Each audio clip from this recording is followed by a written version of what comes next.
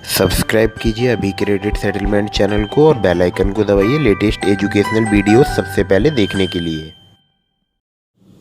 नमस्कार दोस्तों, मेरा नाम है अभिषेक। आप देख रहे हैं आपका अपना चैनल अभी क्रेडिट सेटलमेंट। अगर अभी तक आपने चैनल को सब्सक्राइब नहीं किया है तो नीचे आपको एक रेड कलर का सब्सक्राइब बटन दिख रहा होगा, उसको प्रेस कर दीजिएगा और उसके बगल में एक बेल आइकन भी होता है, उसको भी प्रेस कर दीजिएगा, जिससे कि मैं कोई भी वीडियो डालूँ सबसे पहले नोटिफिकेशन आपके पास पहुँच जाए।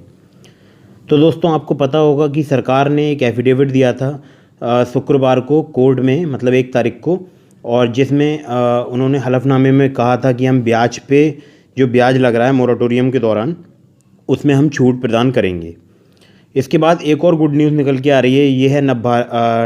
ये है NBT नवभारत टाइम्स की न्यूज़ है और इसका न्यूज़ का लिंक मैं डिस्क्रिप्शन में दे दूँगा, वहाँ से भी जाके आप इसको पढ़ सकते हैं, आप इसको चेक कर लीजिएगा। तो यहाँ लिखा है लोन मोरेटोरियम ना लेने वालों को भी राहत दे सकती है सरकार, कैशबैक पर विचार। मतलब कि अगर आपने लोन मोरेटोरियम नहीं लिया है मार्च से लेकर अगस्त तक, अगर आपने अपनी किस्तें टाइम पर भरी हैं तो आपको सरकार कैशबैक देने पर विचार कर सकती है। तो यहाँ लिखा है सुप्रीम कोर्ट अगर ब्याज पर ब्याज में छूट के प्रस्ताव को मान लेता है तो सरकार मोरेटोरियम ना लेने वालों को राहत दे सकती है। इसके लिए कई विकल्पों पर विचार हो रहा है। तो यहाँ आपको हाईलाइट्स यहाँ पर लिखी हुई हैं, यहाँ दिखा देता हूँ। ये लिखा है भारत सरकार ने कर्ज लेने वालों को दिया था 6 महीने के लिए मोरेटोरियम का ऑफर। बड़ी संख्या में कर्जदारों ने उठाया फ़ायदा, जिन्होंने नहीं लिया उन्हें भी राहत के संकेत। सुप्रीम कोर्ट में वित्त मंत्रालय ने लगाया हलफनामा, ब्याज पर ब्याज से राहत को तैयार। मतलब जो वही चक्रवृद्धि ब्याज है उस पर राहत आपको मिलेगी। तो यहाँ लिखा हुआ है अदालत मान ले प्रस्ताव तो मोरेटोरियम ना लेने वालों को कैशबैक भी दे सकती है सरकार। तो पूरी खबर ये यहाँ से स्टार्ट हो गई है। 6 महीने के मोरेटोरियम की सुविधा ना लेने वालों को भी सरकार राहत देने पर विचार कर रही है। वित्त मंत्रालय ऐसे लोगों के लिए कैशबैक जैसी स्कीम ला सकता है। इसके अलावा 2 करोड़ रुपए तक के कर्ज वाले वो MSME जिन्होंने वक्त पर किस्त भरी, उन्हें भी मुआवजा मिल सकता है। सरकार ऐसा इसलिए करना चाहती है ताकि इन्हें मोरेटोरियम का फ़ायदा उठाने वालों के बराबर लाया जा सके। मोरेटोरियम लेने वालों को ब्याज पर ब्याज में छूट दी जा सकती है, बशर्ते सुप्रीम कोर्ट सरकार का प्रस्ताव मान ले। एक सरकारी सूत्र ने कहा मोरेटोरियम का विकल्प चुनने वाले कर्जदार को कितना फ़ायदा हुआ है यह पता लगाया जा सकता है। सरकार इसे उन्हें पास कर सकती है जिन्होंने अपना बकाया वक्त पर चुकाया। कठिनाई के बावजूद जो वक्त पर EMI भरते रहे उन्हें नज़रअंदाज नहीं करना गलत होगा।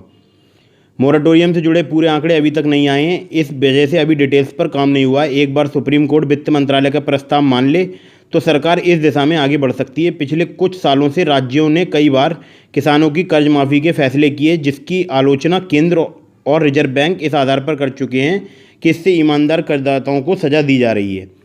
सरकार के पास अभी पर्याप्त डेटा नहीं। अधिकारियों ने कहा कि ऐसे समय में अच्छी खासी तादाद है जिन्होंने 6 महीने के मोरेटोरियम का लाभ उठाया, लेकिन ऐसे भी कर्जदार हैं जिन्होंने वक्त के लिए मोरेटोरियम अपनाया, कुछ ने कई दिन तक EMI टाल दी। एक सूत्र ने कहा यह कैलकुलेशन इतना आसान नहीं है, सरकार के पास अभी सारे आंकड़े भी नहीं हैं, खासतौर पर NBFCs और हाउसिंग फाइनेंस कंपनीज़ का।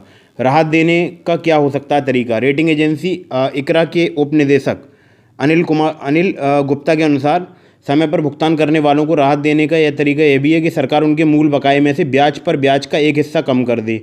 उन्होंने कहा अगर यह मान ले बैंकों और NBFC के सभी कर्जों का 30-40% से ज़्यादा राहत योग्य नहीं होगा, तो इस कदम पर सरकार को 5,000 से 7,000 करोड़ का खर्च करना होगा। यह उस स्थिति में होगा जब यह माना गया कि सभी कर्जदारों को राहत देनी है, चाहे उन्होंने मोरेटोरियम लिया हो या नहीं। केंद्र ने सुप्रीम कोर्ट में क्या कहा? सुप्रीम कोर्ट को सौंपे हलफनामे में इस बात का जिक्र किया गया है कि अब चक्रवृद्धि ब्याज पर छूट का वहन सरकार करेगी। केंद्र ने कहा संभावित सभी विकल्पों पर सावधानीपूर्वक विचार किए जाने के बाद सरकार ने छोटे कर्जदारों की मदद करने की परंपरा बनाई रखी है। इन 2 करोड़ रुपए तक के ऋणों की श्रेणियों में MSME ऋण, शैक्षिक, आवास, उपभोक्ता, ऑटो, क्रेडिट कार्ड बकाया, उपभोग, व्यक्तिगत और पेशेवर ऋण शामिल है, जिन पर लागू चक्रवृद्धि ब्याज को माफ़ करने का फैसला लिया गया है। तो यही खबर थी। खबर का लिंक मैं डिस्क्रिप्शन में दे दूँगा, वहाँ पर भी जाकर आप इसको पढ़ सकते हैं। वीडियो अगर आपको पसंद आई हो तो लाइक कीजिएगा, चैनल को सब्सक्राइब करना बिल्कुल ही मत भूलिएगा। मिलते हैं किसी अगली वीडियो में। जय हिंद, वंदे मातरम।